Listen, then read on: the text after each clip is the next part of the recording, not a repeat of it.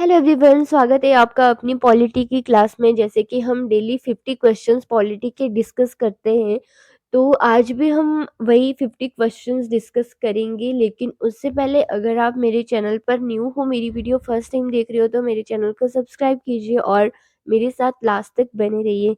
तो आज का हमारा फर्स्ट क्वेश्चन है, संविधान के किस अनुच्छेद के अंतर्गत हिंदी को राजभाषा का दर्जा प्रदान किया गया है। सबसे पहले तो देखो, जो हिंदी है वो राजभाषा का दर्जा दिया गया है उसे, ठीक है।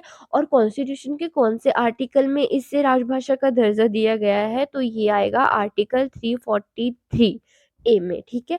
आर्टिकल 343 ए में हिंदी को राजभाषा का दर्जा प्रदान किया गया है। किस अनुच्छेद में यह प्रावधान किया गया है कि संघ की राजभाषा हिंदी तथा लिपि देवनागरी होगी, ठीक है। जो हिंदी भाषा हमारी राजभाषा है, उसकी लिपि क्या है? उसकी लिपि है देवनागरी, ठीक है। यह कौन से आर्टिकल में प्रावधान किया गया है? तो ये आएगा आर्टिकल 343 में, ठीक है। आर्टिकल 343 में यह प्रावधान किया गया है कि जो संघ की राजभाषा है वो हिंदी है और उसकी लिपि देवनागरी होगी। संविधान के किस अनुच्छेद में हिंदी भाषा के विकास के लिए निर्देश दिया गया है? तो ये कौन से आर्टिकल में निर्देश दिया गया है? 343 आर्टिकल में। भारत में बाहरी आक्रमण अथवा सशस्त्र विद्रोह के कारण भारत के राष्ट्रपति द्वारा राष्ट्रीय आपातकाल की घोषणा किसके अंतर्गत की गई है? जो राष्ट्रपति है वो राष्ट्रीय आपातकाल की घोषणा कर सकता है। और वो कौन से आर्टिकल के अंतर्गत यह काम कर सकता है? तो ये आएगा आर्टिकल 352, ठीक है। कौन सा आर्टिकल? आर्टिकल 352 में राष्ट्रपति राष्ट्रीय आपातकाल की घोषणा कर सकता है। संविधान के किस अनुच्छेद के तहत राज्यों में संवैधानिक तंत्र के विफल होने पर राष्ट्रपति शासन लागू किया जा सकता है, ठीक है। राष्ट्रपति जो है, राष्ट्रपति शासन लागू कर सकता है। ये कौन से आर्टिकल में आता है? आर्टिकल 356 में। आर्टिकल 352 में जो राष्ट्रपति है वो क्या करता है? राष्ट्रीय आपातकाल की घोषणा करता है। और जो आर्टिकल 356 है उसमें वो प्रेसिडेंट रूल किस में आता है? आर्टिकल 356 में। और संविधान के किस अनुच्छेद के आधार पर वित्तीय आपात की उद्घोषणा राष्ट्रपति करता है? तो ये वित्तीय आपात की उद्घोषणा कौन करता है? राष्ट्रपति करता है। और कौन से आर्टिकल में? 360 में।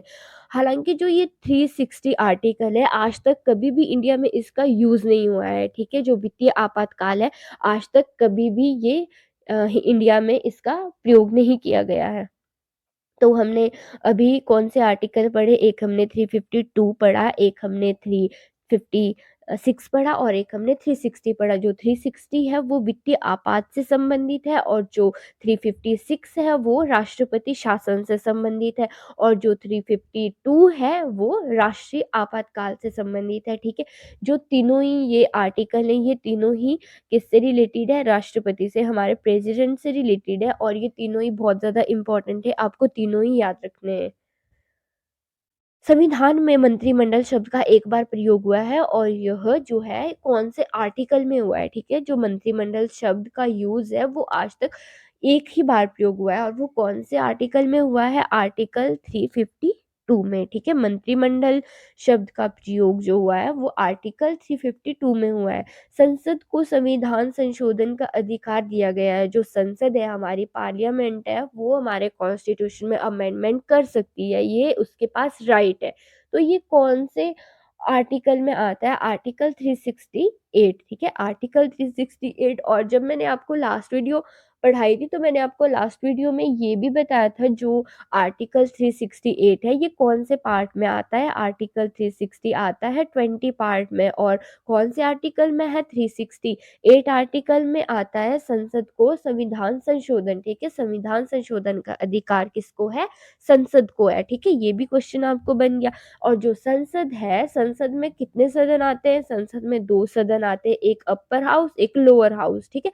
जो अपर हाउस है वो राज्यसभा को कहते हैं और जो लोअर हाउस है उसको किसको कहते हैं? ये लोकसभा को कहा जाता है, ठीक है। लोकसभा और राज्यसभा को संविधान संशोधन का अधिकार है। और ये कौन से आर्टिकल में है? 368। और कौन से पार्ट में है? पार्ट 20 में। भारत के संविधान का अनुच्छेद 368 किसके संबंध में है? ठीक है, मैंने अभी बताया आपको जो 368 है वो किससे संबंधित है? 368 है संविधान के संशोधन करने की भारत की संसद की शक्ति, ठीक है? जो संविधान का संशोधन है वो आता है 368 में, और जो वित्तीय आपात है, वित्तीय आपात किसमें आता है? 360 में। किस अनुच्छेद के अंतर्गत जम्मू कश्मीर को भारतीय संविधान द्वारा विशेष स्थिति का प्रावधान किया गया है? तो ये आएगा आर्टिकल 370। आर्टिकल 370 के अंतर्गत जम्मू कश्मीर को भारतीय संविधान द्वारा विशेष स्थिति प्रदान की गई है, ठीक है। और संविधान के किस अनुच्छेद के अंतर्गत नागालैंड राज्य के संबंध में विशेष उपबंधों का प्रावधान किया गया है? ठीक है, नागालैंड के लिए आएगा 371 ख, ठीक है, 371 बी। अनुच्छेद 370 किसे विशेष दर्जा प्रदान करता है? तो अभी ऊपर पढ़ा है हमने कि जो 370 है वो जम्मू कश्मीर से संबंधित है, ठीक है। जो 370 आर्टिकल है वो जम्मू कश्मीर को विशेष दर्जा प्रदान करता है। अनुच्छेद 356 का संबंध है, ठीक है, मैंने अभी आपको बताया है जो 352 है, 356 है और एक 360 है, ठीक है। ये तीनों ही राष्ट्रपति से रिलेटेड है, और जो 352 है वो राष्ट्रीय आपात से संबंधित है, और ये राष्ट्रपति शासन से संबंधित है, और ये किससे संबंधित है? 360 वित्तीय आपात से। तो अभी हमारे से पूछा गया है कि जो अनुच्छेद 356 है उसका संबंध किससे है? जो अनुच्छेद 356 है, आर्टिकल 356 का संबंध है राष्ट्रपति शासन से, प्रेसिडेंट रूल से, ठीक है। राष्ट्र भारतीय संविधान के किस अनुच्छेद में विभिन्न राज्यों के संबंधित विशिष्ट प्रावधान का उल्लेख है? ठीक है, जो राज्यों से संबंधित विशिष्ट प्रावधान है उसका उल्लेख किससे है? आर्टिकल 369, ठीक है। आर्टिकल 369 किससे संबंधित है? विभिन्न राज्यों से संबंधित विशिष्ट प्रावधान से संबंधित है। भारत के संविधान के अनुच्छेद 371 जी में दिए गए विशिष्ट उपबंध किस राज्य से संबंधित है? जो 371 जी है वो कौन से राज्य से संबंधित है? तो ये आएगा मिजोरम, मिजोरम से संबंधित है 371 जी। और जो जम्मू कश्मीर से संबंधित है वो आर्टिकल कौन सा है? 370। और जो नागालैंड से संबंधित है वो कौन सा है? 371 बी, ठीक है। 371 ख हमने नागालैंड से पढ़ा है, और 371 जी मिजोरम से संबंधित है, और 370 किससे संबंधित है? जम्मू कश्मीर से। संविधान के किस अनुच्छेद के प्रावधानों के अंतर्गत भारत सरकार द्वारा भारत रत्न, पद्म विभूषण आदि अलंकरण प्रदान किए जाते हैं? जितनी भी उपाधियां ये कौन से आर्टिकल के अंदर आती है? आर्टिकल 18, ठीक है। अनुच्छेद 18 किससे संबंधित है? भारत सरकार द्वारा जो भारत रत्न, पद्म विभूषण आदि जितनी भी सारी उपाधियां हैं इसका प्रावधान आर्टिकल 18 में आता है। संविधान के किस अनुच्छेद के अंतर्गत अल्पसंख्यकों को अपनी संस्कृति के संरक्षण तथा अपनी पसंद की शिक्षा संस्थाओं की स्थापना तथा व संचालन के अधिकार को मान्यता प्रदान की गई है? ठीक है, जो अल्पसंख्यक है उन्हें उनकी संस्कृति के संरक्षण और अपनी पसंद की शिक्षण संस्थान की स्थापना वो कर सकते हैं। ये कौन से आर्टिकल में आता है? आर्टिकल 29 व 30 में, ठीक है। आर्टिकल 29 व 30 इससे रिलेटेड है। भारतीय संविधान में समानता का अधिकार 5 अनुच्छेदों द्वारा प्रदान किया गया है, यह है, ठीक है।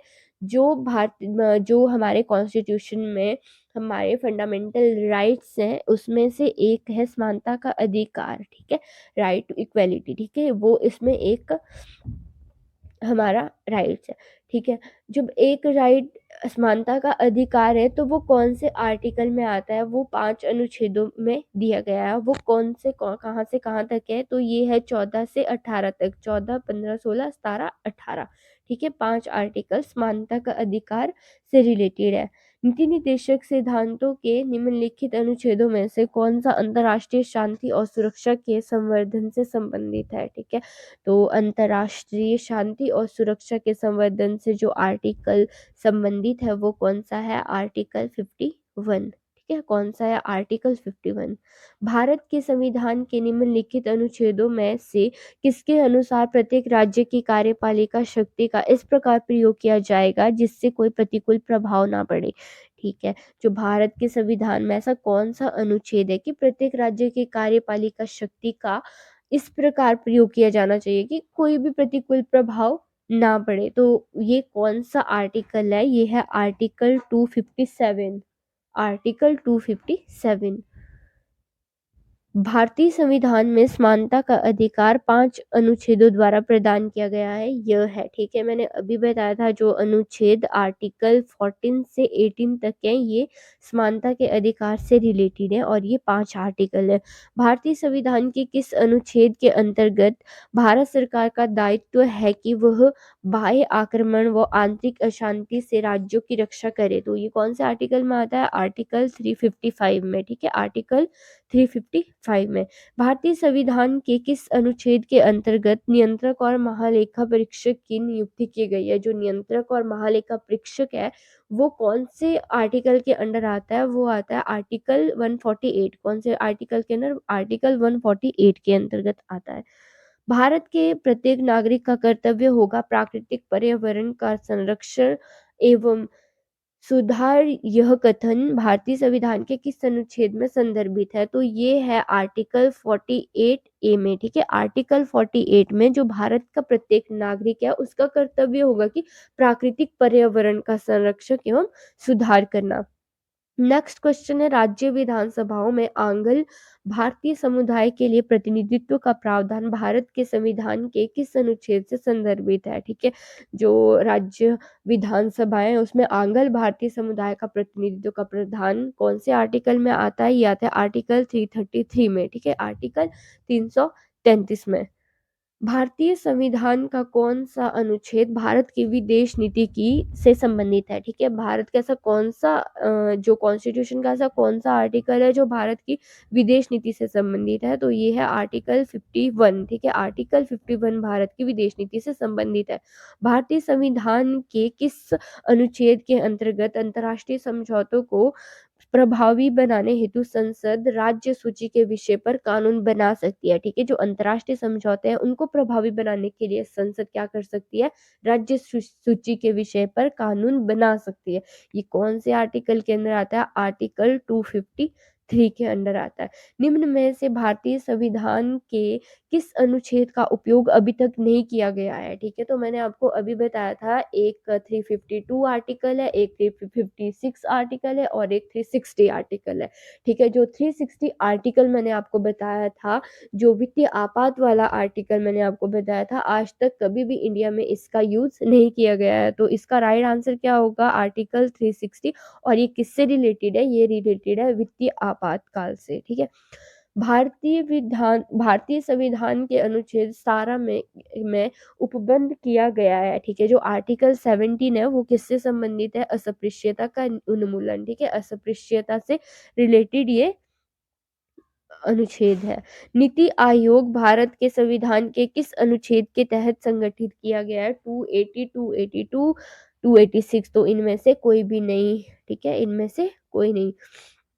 किसी राज्य में विधान परिषद की स्थापना और समाप्ति का प्रावधान है भारतीय संविधान के कौन से आर्टिकल में विधान परिषद की स्थापना और समाप्ति का प्रावधान है? ठीक है। तो ये कौन सा आर्टिकल है? ये है आर्टिकल 169। राज्य में विधानसभा की स्थापना और समाप्ति का प्रावधान है, ठीक है। आर्टिकल 169 में भारतीय संविधान के किस अनुच्छेद में अनुसूचित जातियों और अनुसूचित जनजातियों के लिए आरक्षण का प्रावधान है? ठीक है।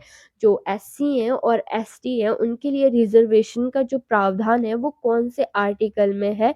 तो ये है आर्टिकल 335, ठीक है। आर्टिकल 335।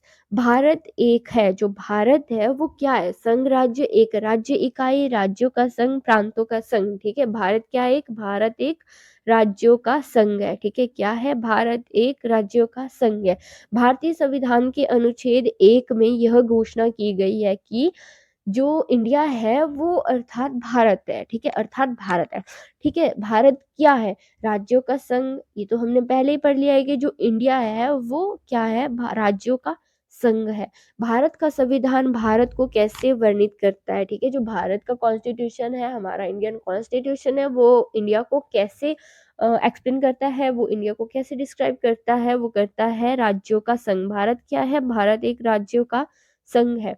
आंध्र प्रदेश एक भाषाई राज्य के रूप में गठित किया गया है, ठीक है? जो आंध्र प्रदेश है, सबसे पहले उसे भाषाई राज्य के रूप में गठित किया गया। तो ये कब किया गया था? ये किया गया था 1953 में, ठीक है? कब किया गया था? 1953 में।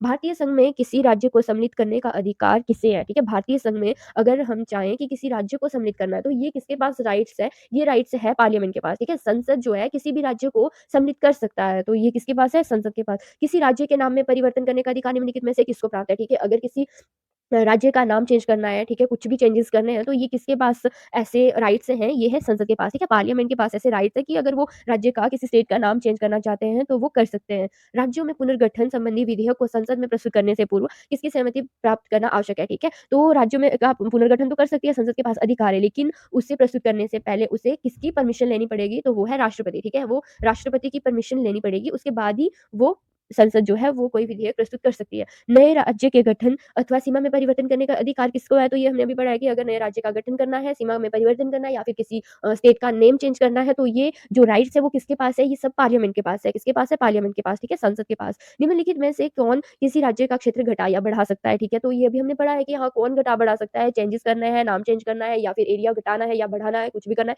ये सारे राइट्स किसके पास है? संसद के पास है, ठीक है?